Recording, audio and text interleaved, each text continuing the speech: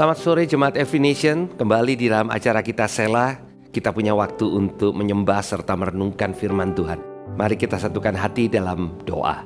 Kami mengucap syukur untuk sore ini, kesempatan kami boleh datang kembali merenungkan kebenaran firman-Mu. Berbicara Tuhan sebab kami rindu untuk mendengar. Di dalam nama Tuhan Yesus, amin.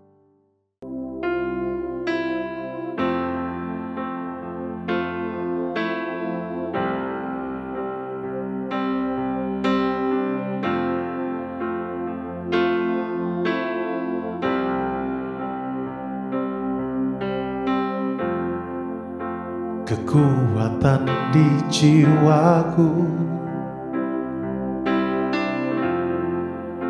ketenangan batinku, ada dalam hadirat-Mu, ku menyembah-Mu. Tersungkurku di kaki-Mu, rasakan hadirat-Mu. Takkan ku melepaskan-Mu, Kau cahaya bagiku, mengiring-Mu seumur hidupku, masuk dalam rencana-Mu Bapa. Pikiranku, kehendakku, ku serahkan padamu. Harapanku hanya di dalam-Mu, ku kan teguh bersama-Mu Tuhan. Jadikanku bejana-Mu untuk memuliakan-Mu.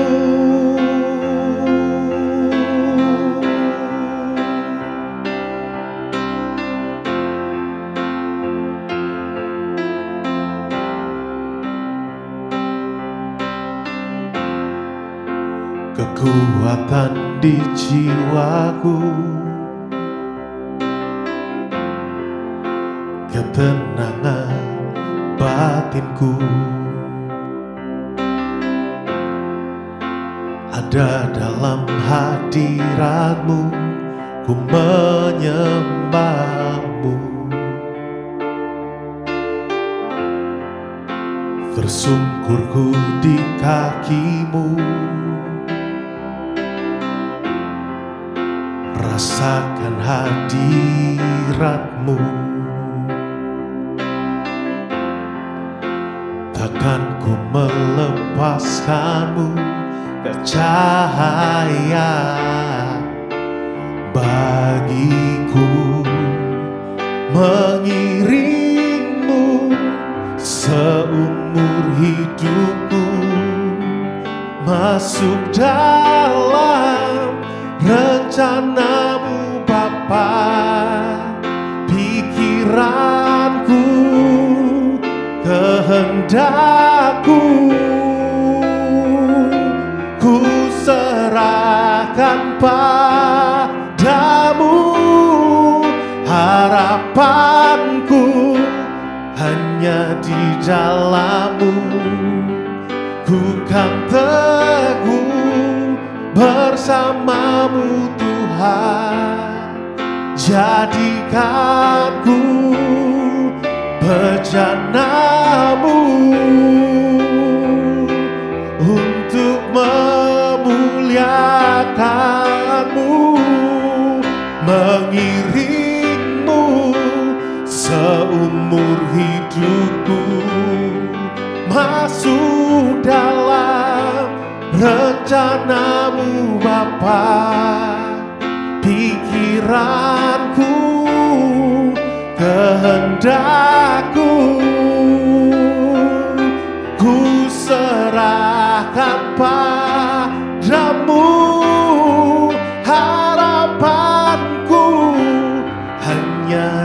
dalam-Mu, ku kan teguh bersama-Mu Tuhan.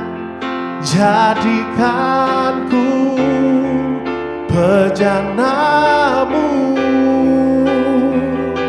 untuk memuliakan-Mu. Jadikan ku bejana-Mu untuk memuliakan-Mu.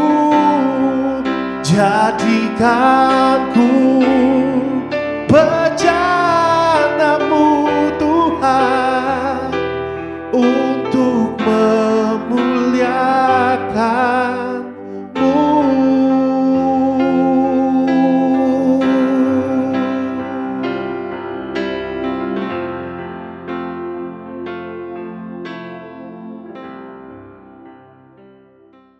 Saudara, pernahkah dalam kehidupan saudara, pada waktu saudara mengalami masalah, orang datang kepada saudara untuk minta tolong dan masalahnya kira-kira mirip dengan masalah saudara?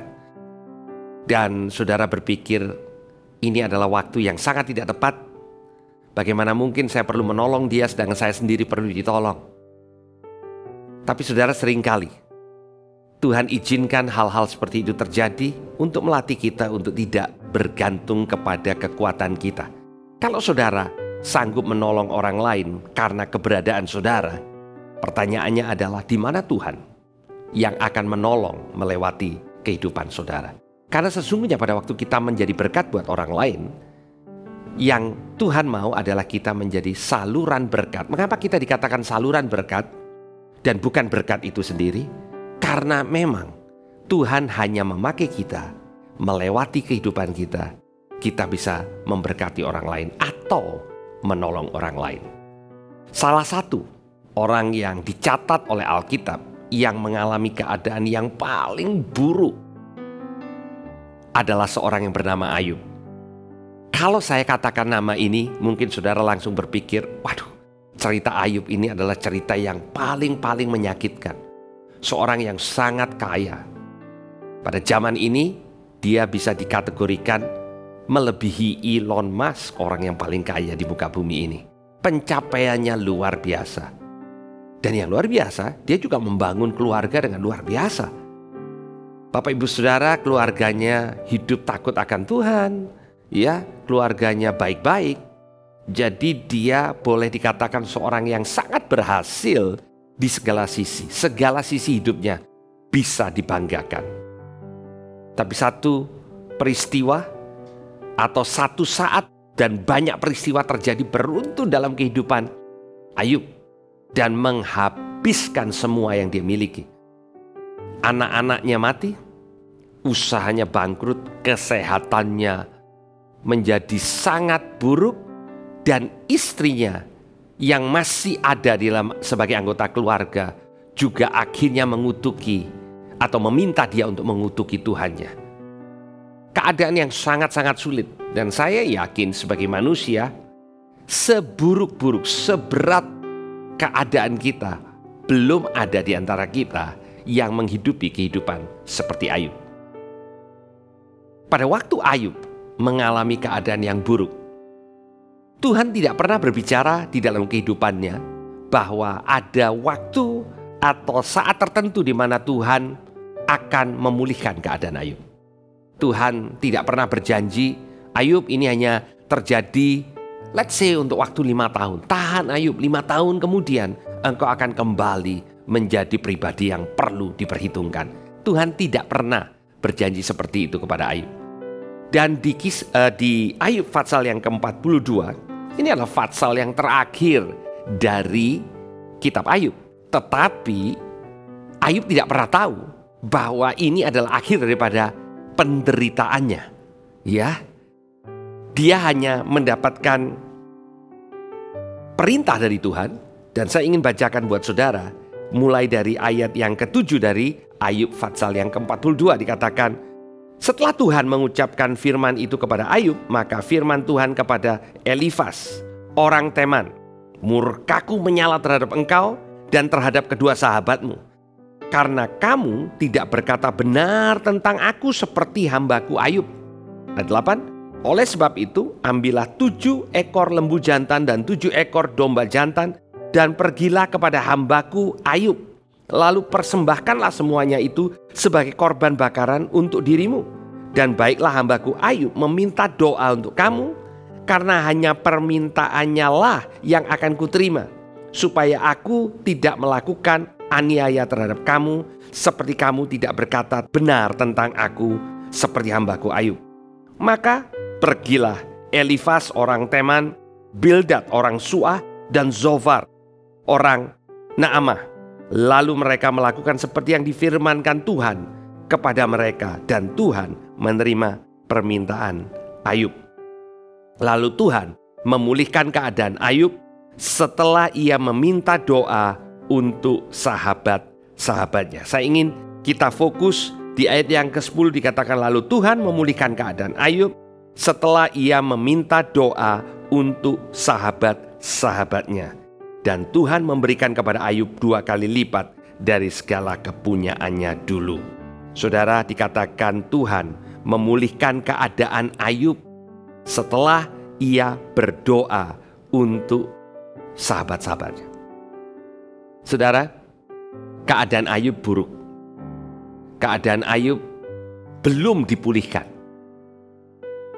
Tetapi pada waktu Tuhan mengirim ketiga sahabatnya. Sahabatnya ini, kalau saudara membaca dari Ayub, fatsal-fatsal yang awal, Ayub ini punya 3 orang sahabat yang selalu menuduh Ayub. Yang mengatakan kepada Ayub, kalau engkau nggak berbuat dosa dan dosamu ini bukan dosa yang sangat-sangat besar.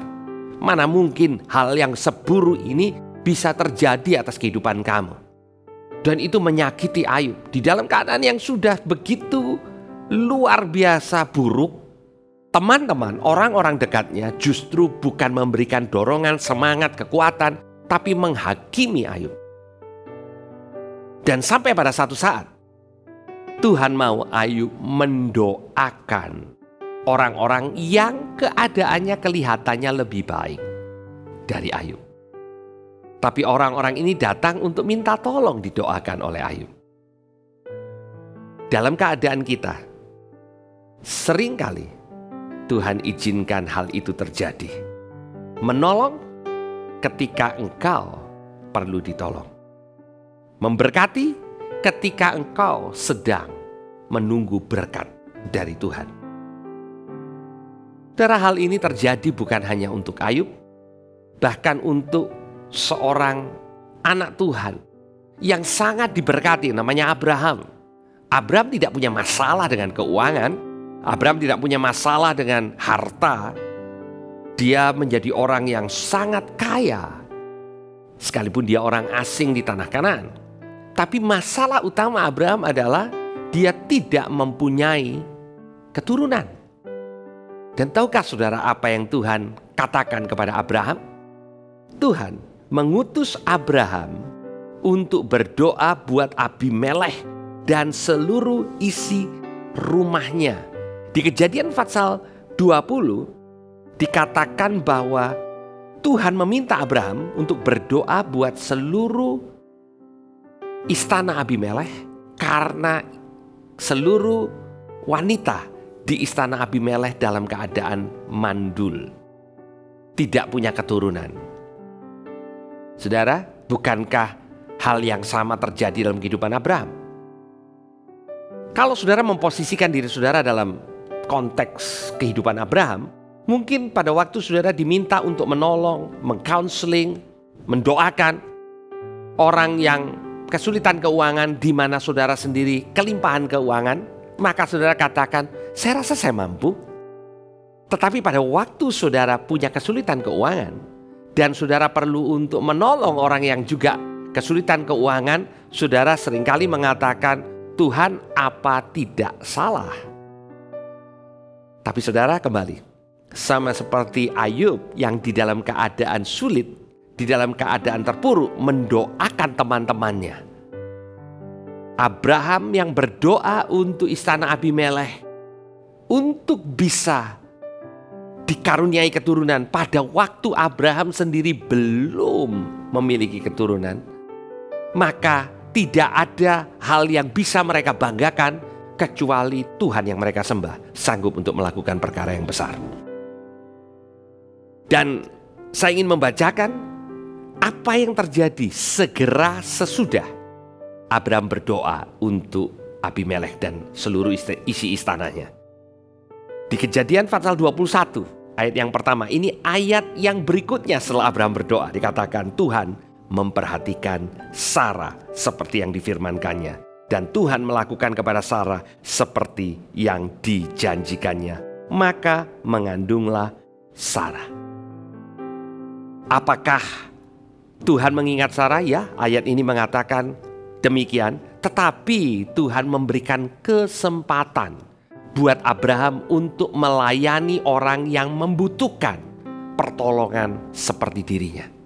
Saudara, kadang pada waktu orang datang untuk meminta pertolongan dari kehidupan kita, dan pada waktu kita merasa kita tidak sedang di dalam keadaan bisa menolong, tahukah saudara, kemungkinan Tuhan sedang set up pemulihan untuk saudara lewat orang yang saudara akan tolong. Kelihatannya sebagai beban, tetapi pada waktu saudara tidak fokus kepada beban saudara, tapi fokus kepada Tuhan yang sanggup untuk menolong orang ini, maka bukan lagi saudara yang sanggup, tapi kesanggupan Tuhan yang diberikan. Kembali kita dipanggil untuk menjadi saluran berkat. Saudara tidak perlu punya segala sesuatu, tapi saudara rela untuk menjadi saluran pada waktu keadaanmu sendiri mungkin tidak baik, tidak seperti yang engkau inginkan atau engkau doakan. Jawaban dari permasalahanmu mungkin adalah pertolongan yang engkau salurkan buat masalah orang lain. Mari kita berdoa. Tuhan, kami mengucap syukur untuk sore hari ini. Biar kami boleh melihat bahwa Engkau memakai cara-cara yang ajaib. Di dalam kelemahan kami, kuasa-Mu jadi sempurna. Pada waktu kami rela untuk menjadi saluran berkat, maka Engkau sudah menyediakan yang terbaik untuk kehidupan kami. Terima kasih Tuhan, di dalam nama Tuhan Yesus. Haleluya, amin. Tuhan Yesus memberkati.